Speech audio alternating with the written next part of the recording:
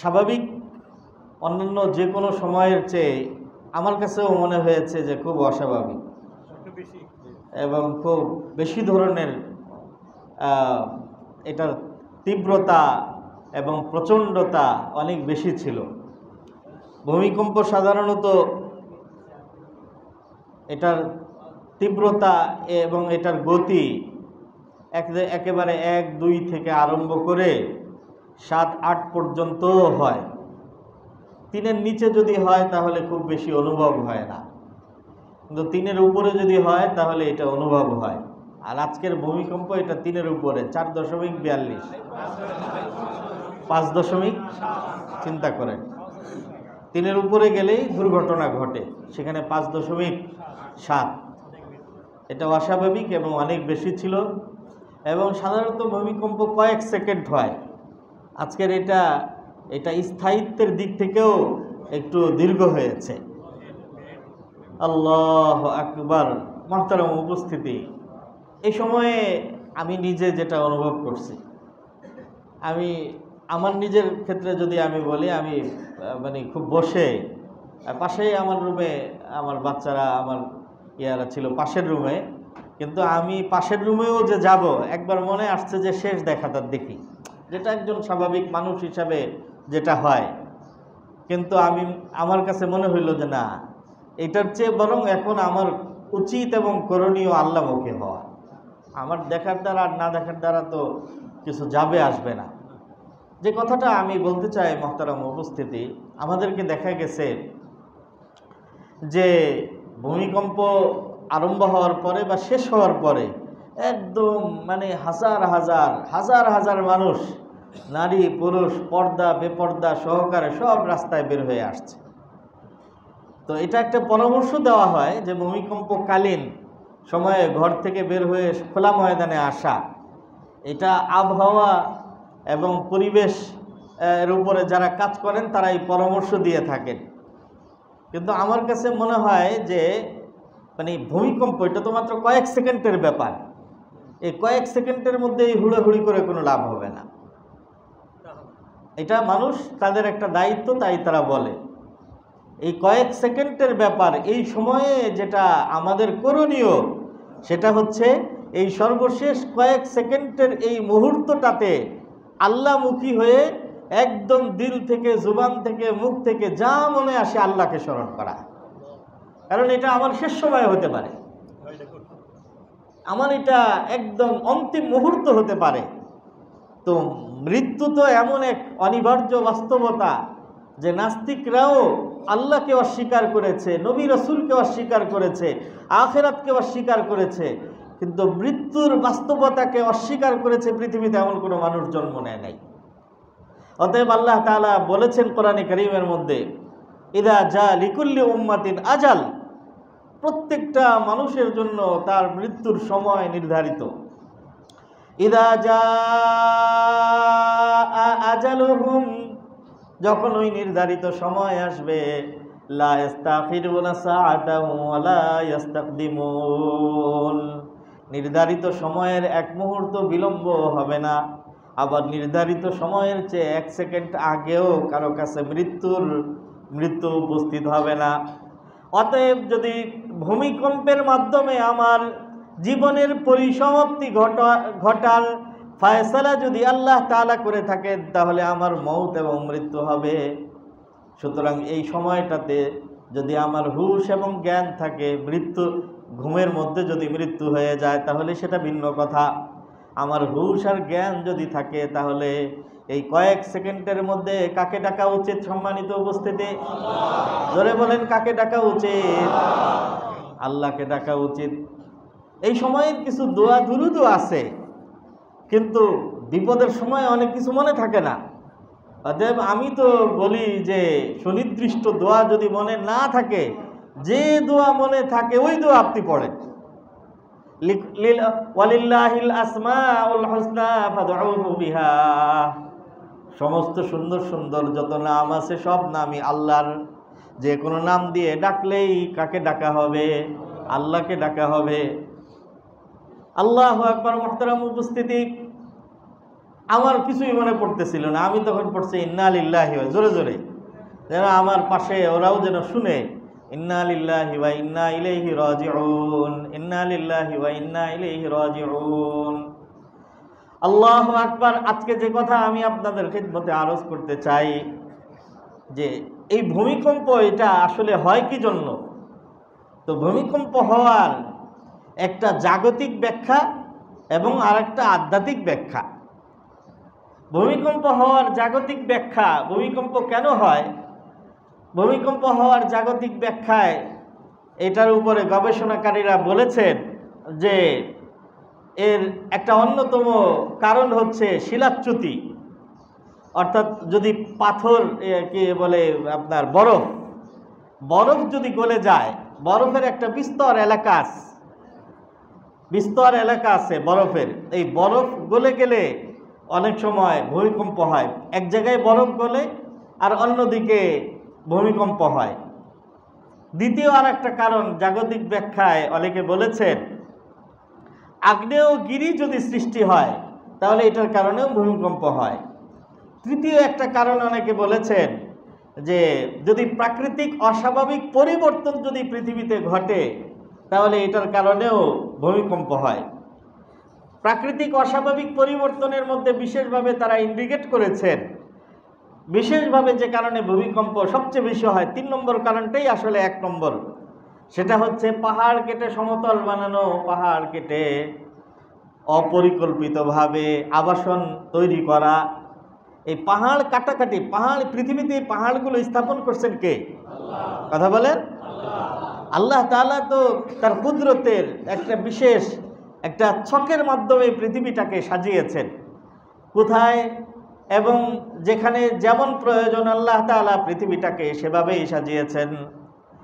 পৃথিবীর সৃষ্টির সূচনা লগ্নের আয়াতগুলোর মধ্যে আল্লাহ তাআলা বলেছেন যে আল্লাহ তাআলা খালাকাস সামাওয়াতি ওয়াল আরদা, ইন্না রাব্বাকুমুল্লাহুল্লাযী খালাকাস সামাওয়াতি ওয়াল আরদা ফি 6 আইয়ামিন সুম্মা ইসতাওয়া আলাল আরশ।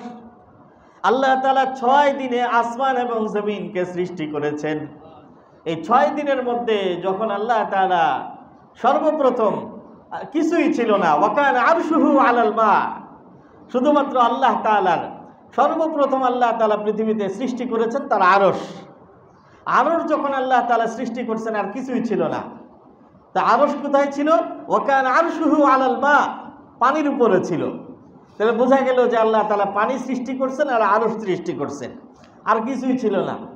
যখন আল্লাহ তাআলা পৃথিবীটাকে সাজানোর ইচ্ছা করলেন তখন আল্লাহ তাআলা পানির দিকে তার কুদরতের এবং জালালের, আল্লাহ তাআলার যে প্রভাব আছে, হাইবত আছে, যে কুদরত আছে, যে জালাল আছে, ওই জালালের দৃষ্টি দিয়ে আল্লাহ তাআলা পানির দিকে আল্লাহ তাআলা তাওয়াজ্জুহ বা দৃষ্টিপাত করেছিলেন।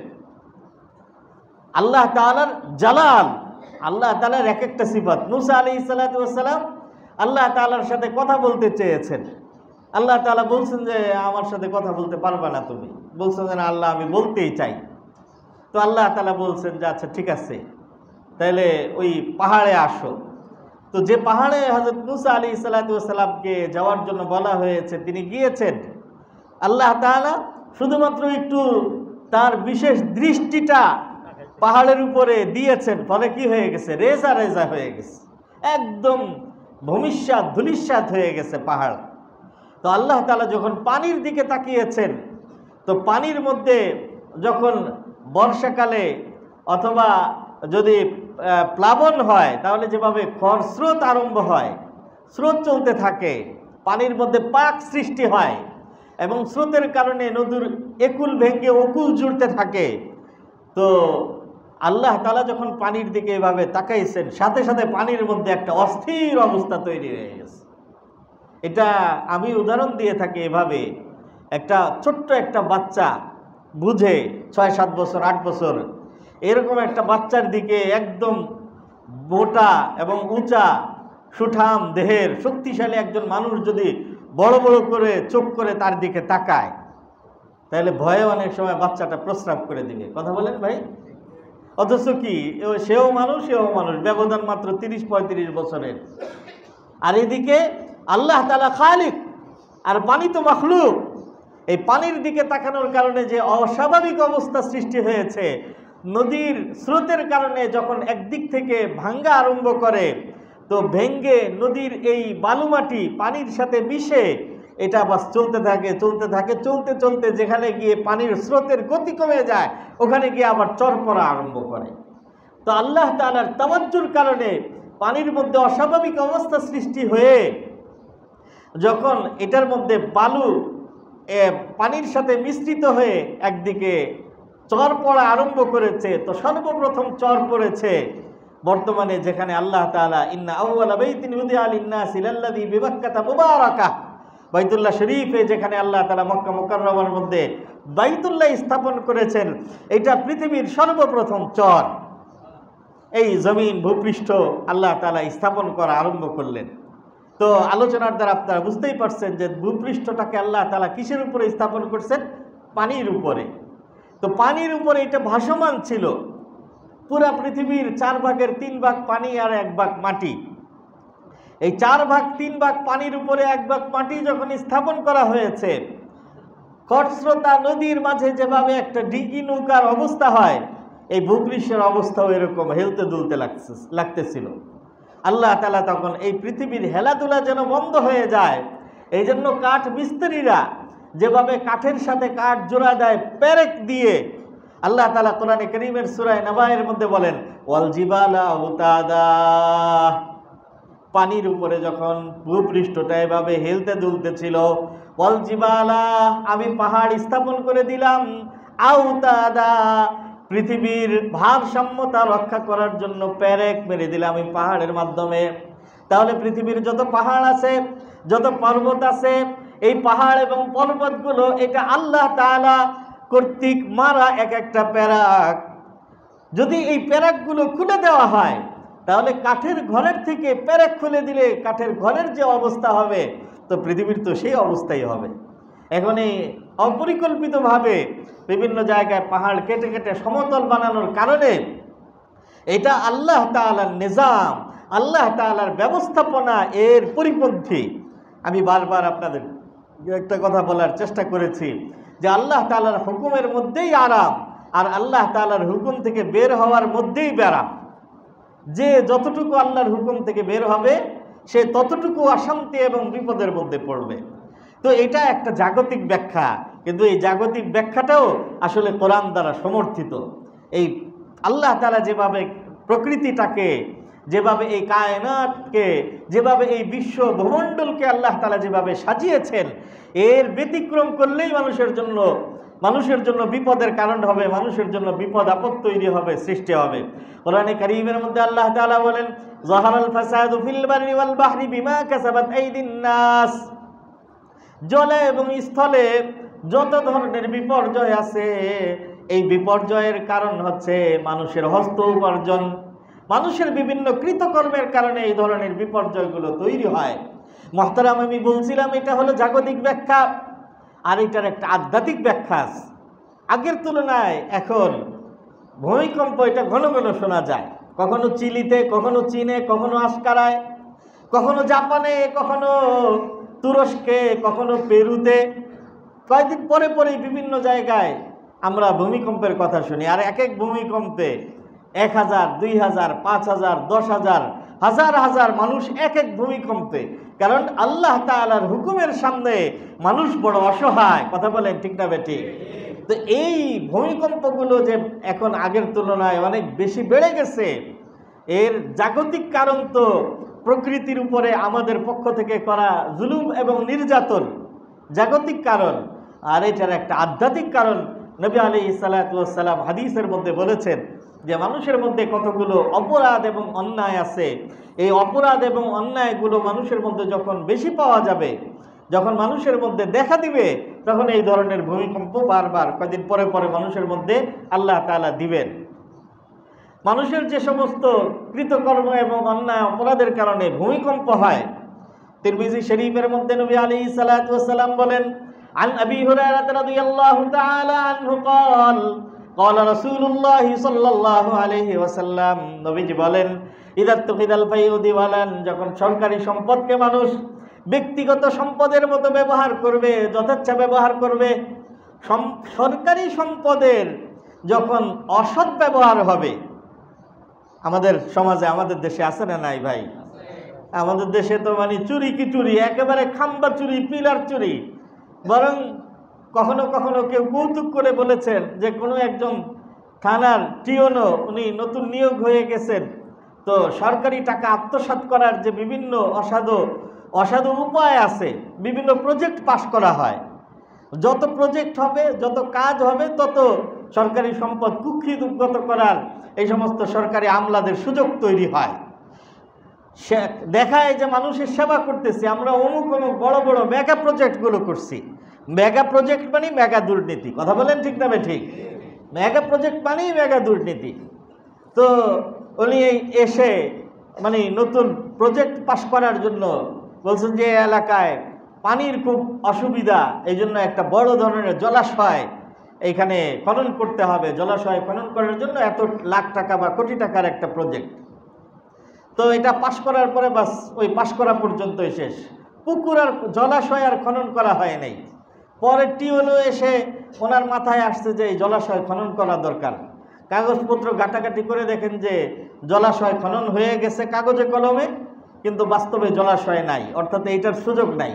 এই জন্য উনি আবার দ্বিতীয় দরখাস্ত করছেন যে এখানে জলাশয়ের কারণে বিভিন্ন ধরনের অসুবিধা দেখা দিচ্ছে, প্রাকৃতিক বিভিন্ন ধরনের অসুবিধার সৃষ্টি হয়েছে, সুতরাং এটাকে বন্ধ করা দরকার। এই বন্ধ করার নামে, যদিও এটা মানুষের একটা কাল্পনিক, কিন্তু বাস্তবতা অনেকটাই এরকম। কথা বলেন ঠিক না ঠিক? এরা তখিদাল ফাইউদিওয়ালা সরকারি সম্পদ, অথচ সরকারি সম্পদ কোনো ব্যক্তি যদি কারো কাছ থেকে 1 টাকাও তসরুফ করে আত্মসাৎ করে, তাহলে কাল কিয়ামতের ময়দানে ওই ব্যক্তির জবাবদিহিতা করা ছাড়া আল্লাহও মাফ করবেন না, কারণ এটা বান্দার হক। অথচ কোনো ব্যক্তির কাছ থেকে কেউ যদি কোনো হক নষ্ট করে, বান্দার হক, সেটা একজনের কাছে দায়ী। আর কোনো ব্যক্তি যদি সরকারি সম্পদের মাত্র 1 আনাও যদি তসরুফ করে আর আত্মসাৎ করে, তাহলে 1 আনার জন্য 20 কোটি মানুষের কাছে দাঁড়ে দাঁড়ে কাল কিয়ামতের ময়দানে তাকে ক্ষমা চাইতে হবে, আর কেউই ক্ষমা করবে না। কত ভয়ঙ্কর বিষয়! আল্লাহু আকবার। তো নবীজি বলেন যে যখন সরকারি সম্পদের অসৎ ব্যবহার করা হবে, 1 নম্বর কারণ, ইদাত্তুখিদাল ফাইউদিওয়ালান ওয়াল আমানাতু মাগনামা, এবং আমানতকে কারো কাছে কোনো আমানত রাখা হয়েছে, তো আমানত রাখা হলে ওই আমানতকে সে গনিমতের মাল মনে করে ব্যবহার করে ফেলবে। কারো উপরে ট্রাস্ট এবং বিশ্বাস করা হয়েছে, তাকে বিশ্বাস করে দায়িত্ব দেওয়া হয়েছে, স্কুলের কমিটি বানানো হয়েছে, হ্যাঁ, শিক্ষা প্রতিষ্ঠানের কমিটি বানানো হয়েছে, বিভিন্ন জায়গার কমিটি মানে কি ট্রাস্ট, মানে তাদের উপরে নির্ভর করা হয়েছে। কিন্তু উনি কী করছেন? বাস স্কুলের সমস্ত কমিটির সদস্য হয়ে, সভাপতি হয়ে, আশেপাশের অনেক স্কুলের অনেক জায়গার খোঁজখবর আমাদের কাছে আছে। আল্লাহু আকবার। আল্লাহ আমাদেরকে হেফাজত করুন, বলেন আমিন। এই গনিমতের মাল মনে করে ব্যবহার করা 3 নম্বর কারণ অনেকগুলো, আমি এই জন্য দ্রুত কারণগুলো বলে আপনাদের সামনে পেশ করার চেষ্টা করব। ওয়াল আমানাতু মাগনামা 3 নম্বর কারণ, ওয়াজ যাকাতু মাগরামা,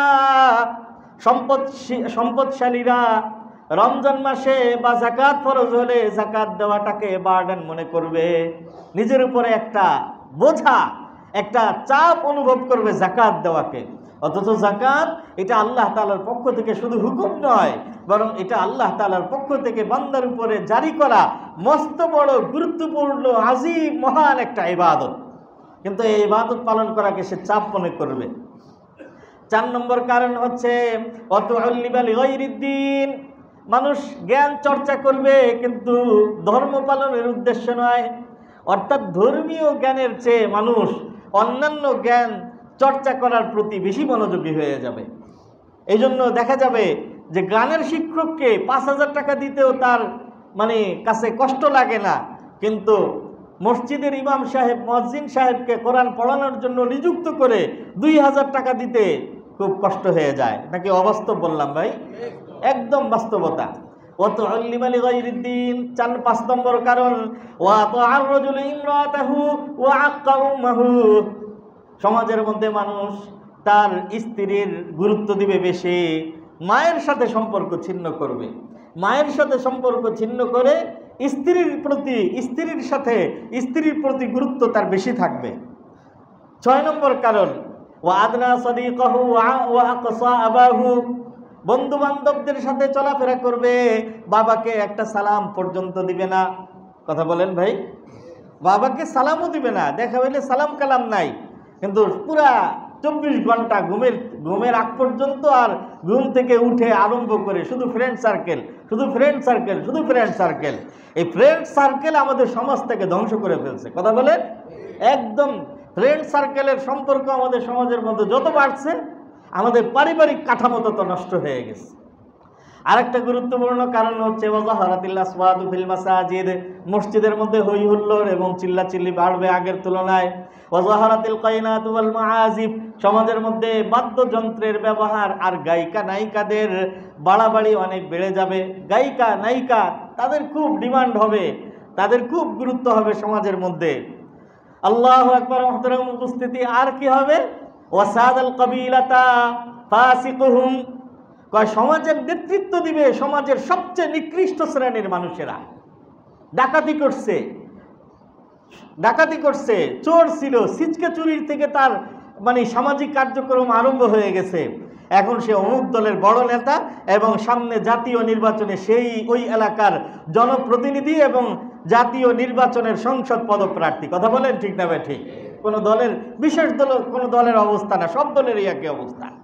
কারণ ভালো মানুষদেরকে এখানে আপনার জনপ্রতিনিধি অথবা নির্বাচনে অথবা রাজনীতি করার সুযোগ দেওয়া হয় না। যে যত বড় ডাকাত, রাজনীতিতে তার প্রভাব প্রতিপত্তি তত বেশি। তো নবীজি বলছেন যে সমাজের যখন এই অবস্থা হবে তখন কি হবে? আর ওয়াকানা জাইমাল কওমি আরদালুহুম, সমাজের নেতা হবে সমাজের সবচেয়ে নিম্নবংশীয় মানুষটা। ওয়াজাহারাতি জিনা, জিনা এবং বেবিচার সমাজের মধ্যে বেড়ে যাবে। আর ওয়াশুরিবাতিল খুমুর, মদ পান বেড়ে যাবে। এই কারণগুলো অসর্বশেষ। ওয়ালানা আখিরু হাদিল উম্মতি আউওয়ালাহা, এই উম্মতের শেষের শ্রেণীর মানুষেরা উম্মতের প্রথম শ্রেণীর মানুষদেরকে গালমন্দ করবে, নিন্দাবন্ধ করবে। উম্মতের প্রথম শ্রেণীর মানুষদেরকে কি বলা হয়? সাহাবী। কি বলা হয়? কথা বলেন, কি বলা হয়? সাহাবী। এখন এক একজন পণ্ডিত আসবে, এই পণ্ডিতগুলো ওয়াজ মাহফিলের মধ্যে বসে কখনো খাদিজাতুল কুবরাকে নিয়ে, কখনো আয়েশা সিদ্দিকা রাদিয়াল্লাহু তাআলা আনহাকে নিয়ে, কখনো আবু বকরকে নিয়ে, কখনো ওমরকে নিয়ে, কখনো আলীকে নিয়ে, কখনো তালহাকে নিয়ে সাহাবায়ে কেরামের সমালোচনা করবে।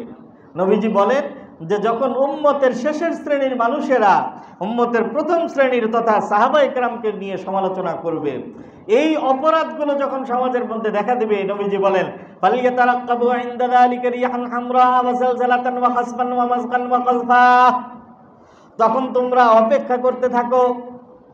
রিহান হামরা, কখনো ঝড়ো বাতাস প্রবাহিত হবে আল্লাহর হুকুমে, আর কখনো মানুষের চেহারা বিকৃত হয়ে যাবে, আর কখনো মানুষের উপরে বিভিন্ন ধরনের শিলাবৃষ্টি হবে আল্লাহ তাআলার পক্ষ থেকে। আর ওয়াজালসালাতান, বিশেষভাবে মানুষের মধ্যে ভূমিকম্প বেড়ে যাবে। আরও অনেকগুলো বিপদের কথা নবীজি বলছেন।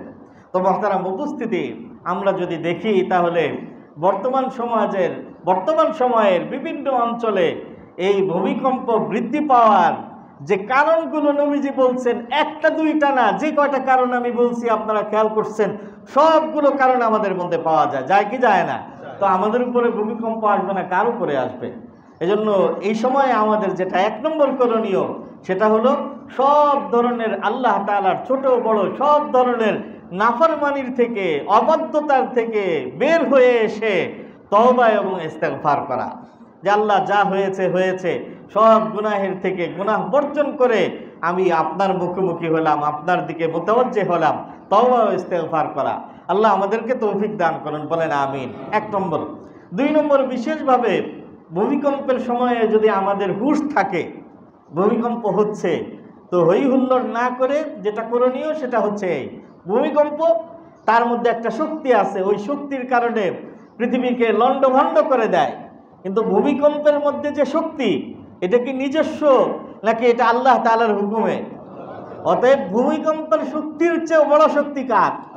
এই জন্য এই সময়ে যেটা করণীয় আমাদের বিশেষভাবে ভূমিকম্পের সময়ে কি, আল্লাহু আকবার পড়েন, আল্লাহু আকবার লা ইলাহা ইল্লাল্লাহু ওয়াহদাহু লা শারীকা লাহ, এই দোয়াটা পড়া বিশেষভাবে।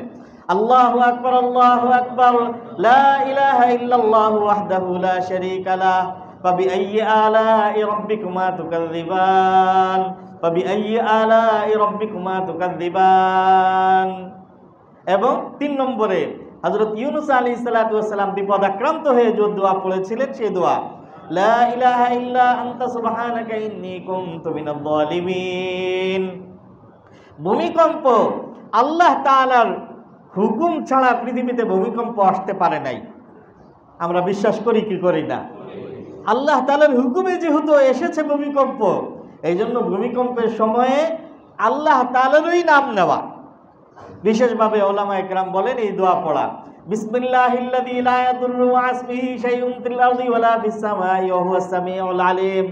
ওই আল্লাহর নাম নিচ্ছি যে আল্লাহর নামের কারণে কোনো বস্তু কারো কোনো ক্ষতি করতে পারে না, কোনো বস্তু কারো কোনো ক্ষতি করতে পারে না, আমি ওই আল্লাহর নাম দিতেছি। বিসমিল্লাহিল্লাযী লা ইয়াদুররু মা ইসমিহি শাইউন ফিল আরদি ওয়ালা ফিস সামাই ওয়া হুয়াস সামিউল আলিম। আর ভূমিকম্প এর সময় দৌড়দৌড়ি এবং এফরাতাফরি এই শোরগোল না করে আল্লাহ তাআলা কোরআনে কারীমের মধ্যে বলছেন, ইয়া আইয়ুহাল্লাযীনা আমানুস্তাঈনু বিস-সাবরি ওয়াস-সালাহ, বিপদের সময়ে নামাজের মাধ্যমে আমার কাছে সাহায্য চাও। সালাতুল মাসায়েব, বিপদের নামাজ পড়া, এটা নবীজির সুন্নাহ। ইদা হাসাবাহু আমরুন বাদারা ইলা সালাহ, যখন কোনো বিপদ আসতো নবীজি সাথে সাথে যায় নামাজ খুঁজতেন, মোবাইল খুঁজতেন না যে আর মনে হয় দেখা হবে না, বলে লাভ আছে কোনো? কথা বলেন ভাই, আমাদের মধ্যে কিন্তু এটার একটাই আছে, বিপদে পড়লে আর মনে হয় দেখা হবে না। আরে এটা বলে লাভ কি? দেখা হলেই কেন, না হলেই কি? আল্লাহমুখী হওয়া উচিত। নবীজি জায়নামাজ খুঁজতেন বিপদের সময়ে। হযরতে আব্দুল্লাহ ইবনে আব্বাস রাদিয়াল্লাহু তাআলা আনহু এর ব্যাপারে এসেছে, আল্লাহু সাল্লা ফি জালজালাতিন বিল বসরাতি, বসরা নগরীতে একবার ভূমিকম্প দেখা দিয়েছিল। আব্দুল্লাহ ইবনে আব্বাস ছিলেন, সাথে সাথে তিনি নামাজের মধ্যে দাঁড়ায় গেছেন। সর্বশেষ ভূমিকম্পের সময়ে করণীয়, হযরত ওমর ইবনে আব্দুল আজিজ রাহমাতুল্লাহি আলাইহি, উনি যখন ভূমিকম্প দেখা দিত, কানা ইয়ামুরু উমারাহু, তিনি তার গভর্নরদেরকে সরকারি ফরমান জারি করতেন যে সবাই যেন দান সদকা বাড়ায় দেয়। কেন? তার কারণ ভূমিকম্প এটা আল্লাহ তাআলার অসন্তুষ্টির কারণে হয়। আর as-সাদাকাতু তারুদ্দুল বালা ওয়া তাদফাউ বিতাতাসু, রাগ এই সাদাকা এটা আল্লাহ তাআলার গুসা এবং ক্রোধকে ঠান্ডা করে দেয় এবং অপমৃত্যুকে প্রতিহত করে, আর আল্লাহ তাআলার ক্রোধকে প্রশমিত করে। এই জন্য বিশেষভাবে দান সদকা করা উচিত। আমি মনে করি যে আল্লাহ তাআলা আমাকে আজকের এই ভূমিকম্পের থেকে হেফাজত করেছেন। আমরা বিশেষভাবে আল্লাহ তাআলার শুকরিয়া আদায় করা হিসাবে আজকে এই ভূমিকম্পের থেকে বাঁচা উপলক্ষে আমরা একটা বিশেষ সদকা করব ইনশাআল্লাহ। এইটা যে কোনো বিপদ আপদের মধ্যে একটা গুরুত্বপূর্ণ আমল হলো সদকা। আল্লাহ তাআলা আমাদেরকে যা কিছু শুনলাম এর উপরে আমল করার মতো বিষয়ের উপরে আমল করার তৌফিক দান করুন। আমিন।